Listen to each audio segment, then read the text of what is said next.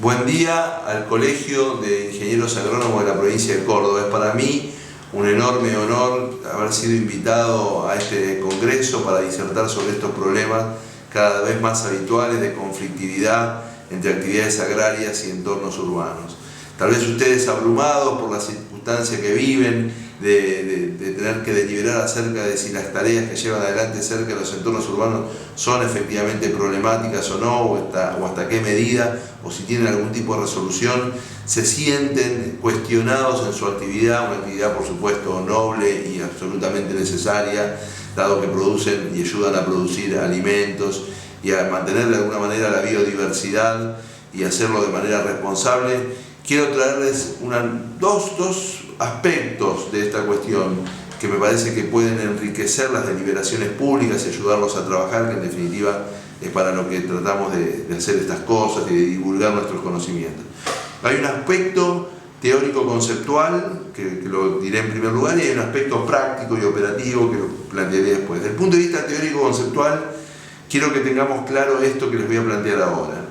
La naturaleza del conflicto social está mutando. Nosotros, por edad, seguramente las personas mayores de 40 años, tienen en su cabeza como conflicto social estándar lo que se llama el conflicto industrial o de fábrica, el conflicto por la renta industrial, las movilizaciones sindicales, los planteamientos en torno a los salarios, las condiciones de trabajo que signaron la vida del occidente desarrollado durante el siglo XX.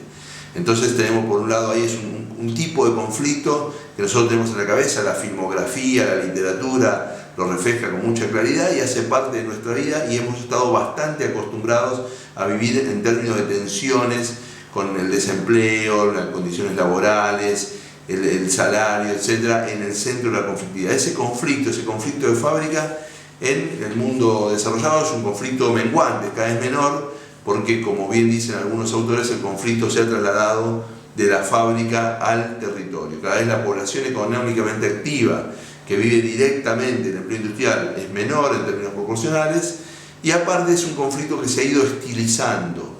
Entonces el conflicto de fábrica tenía una característica, era un conflicto estructurado. O sea, por un lado teníamos los sindicatos, generalmente con un secretario general, con una representación, con algunos mecanismos más o menos oscuros o más o menos transparentes de selección de esas autoridades, y las cámaras empresariales, del mismo modo, mejores o peores, que estructuraban el conflicto, al punto tal de que en algunas situaciones donde ese conflicto no se manifestaba como tensión, sino que recurrentemente cada 2 años, cada 3 años, hay una paritaria que está regulada y se discuten las condiciones de trabajo, el salario. Es un conflicto estructurado. El conflicto territorial es un conflicto no estructurado. No hay un secretario general de la defensa del ambiente, no hay un secretario general de la protección de los intereses económicos.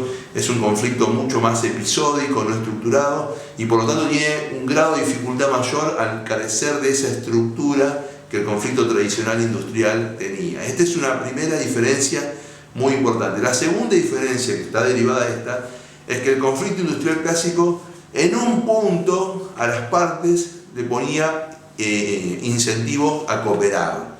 O sea, un dirigente sindical sabía que puede tirar hasta un punto en que la actividad económica deja de ser rentable, y ahí tiene que dejar de tirar porque si no pierde la base económica de sustentación de sus trabajadores, de su grupo social, etcétera, que le da legitimidad.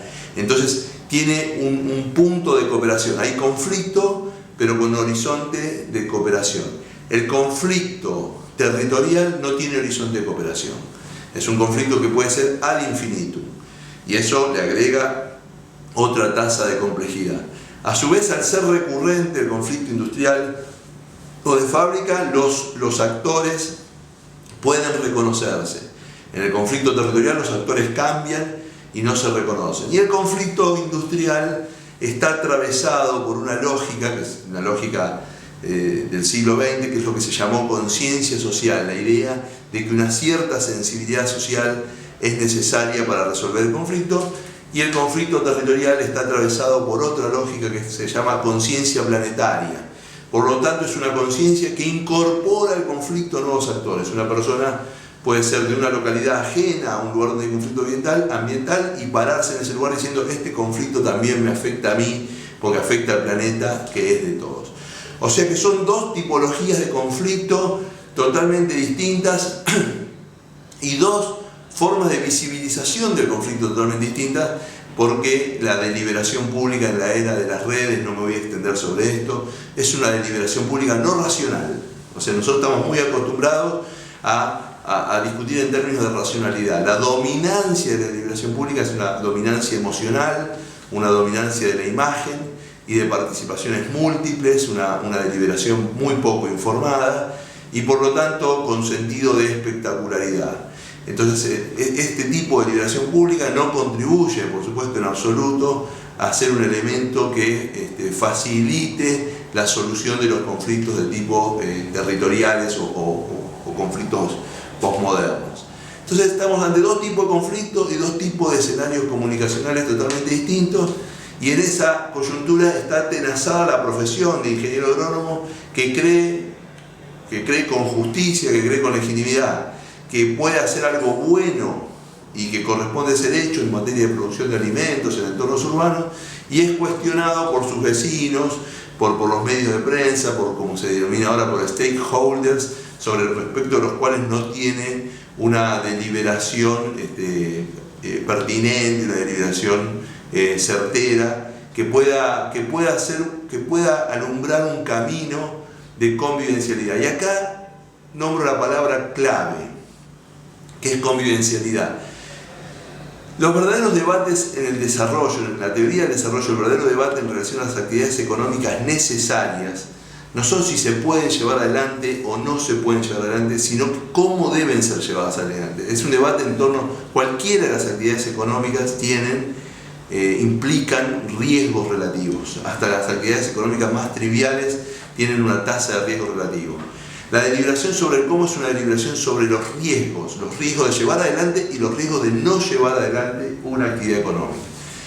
La única forma de deliberar sobre los riesgos es tener datos.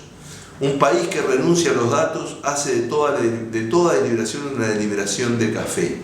Entonces, cuando discutimos sin datos, nuestras discusiones son simplemente discusiones que no contribuyen, que no son constructivas.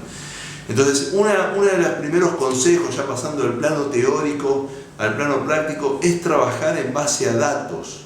Son solo los datos los que pueden disuadir a las resistencias absolutas, y solo los datos son los que pueden perfeccionar por parte de las estrategias empresarias caminos de buenas prácticas o de mejor hacer. Y esta cuestión de la gestión del riesgo implica toda una cuestión de entrenamiento. El riesgo no se resuelve nunca normativamente. Las buenas prácticas no solo son prácticas, sino que para ser llevadas adelante precisan tener buenos operadores prácticos. O sea, una estrategia de amigabilidad de las actividades económicas con los entornos urbanos es saber en manos de quién, en términos de entrenamiento, conciencia y capacidad, ponemos las actividades riesgosas. Nosotros podemos dibujar la mejor normativa del mundo, y si no tenemos una calificación de nuestros recursos, siempre vamos a dar la imagen de que somos altamente riesgosos y resistentes. En la Argentina, para poner un ejemplo, existe actividad nuclear en la localidad de Lima, Atucha 1, 2 y en construcción Atucha 3. La población de Lima, 10.000 habitantes, no resiste a la planta. 2.000 y pico de personas de la localidad de Lima trabajan en la planta, y todos son conscientes del nivel y de exigencia de los controles que tiene la planta. Por lo tanto, no solo son beneficiarios materiales en términos de salario, sino son conscientes que tienen una tasa de riesgo homologable con cualquier otra actividad económica por el grado de sofisticación en los controles, y por lo tanto no hay resistencia. Entonces, muchas veces nosotros planteamos una solución en términos normativos y tenemos que plantear una solución en términos operativos. La otra cuestión es que nosotros tenemos que plantearnos que los riesgos existen. El negacionismo lo único que hace es encender más la resistencia societal sobre los temas. Una actividad económica, la horticultura periurbana, entraña riesgos. Y la negociación de más seguridad, más competitividad, tiene que estar abierto desde la estrategia empresarial. Por supuesto que podríamos seguir, yo estoy tratando de compendiar para que el archivo pueda llegar con ciertos niveles de calidad, y para cerrar esto, por supuesto que se trata de un problema de institucionalidad. Ahora, cuando decimos un problema de institucionalidad, no nos referimos a un problema estrictamente estatal. Hay un rol estatal, pero la institucionalidad, la contractualidad, es más un clima que un acta. O sea, cómo se construye institucionalidad tiene que ver con una naturaleza, una disposición de los actores para trabajar temas asumiendo que son complejos y asumiendo que se juegan intereses. No solamente hay una cuestión de ideas, la idea que uno tiene sobre el ambiente, sobre la vida urbana, sino que acá se juegan intereses. Y uno de los intereses que uno tiene que poner en juego es si esas localidades quieren tener una base económica diversificada o no. Entonces, disponer de actividad hortícola en los entornos urbanos significa para no solo mano de obra, sino para la localidad mejores ingresos en momentos en que otras actividades económicas pueden tener problemas. Creo que hay que poner todo en una matriz y discutirlo y efectivamente reservar como posibilidad rechazar alguna práctica o alguna cuestión en algún lugar específico, pero nunca deliberar en términos de in totum sí o in totum no, sino el cómo podemos llevar adelante en un contexto de conflictividad posmoderna actividades económicas que son buenas para las empresas, buenas para la sociedad y buenas para el conjunto, y que seguramente Argentina puede resolver y que cada una de las localidades cordobesas puede resolver siempre y cuando le pongamos inteligencia. Todos los activos territoriales son activos potenciales. Ningún activo es un activo en sí. Se transforma en un activo económico a partir de que una tasa de inteligencia pública los hace aprovechables. Muchas gracias.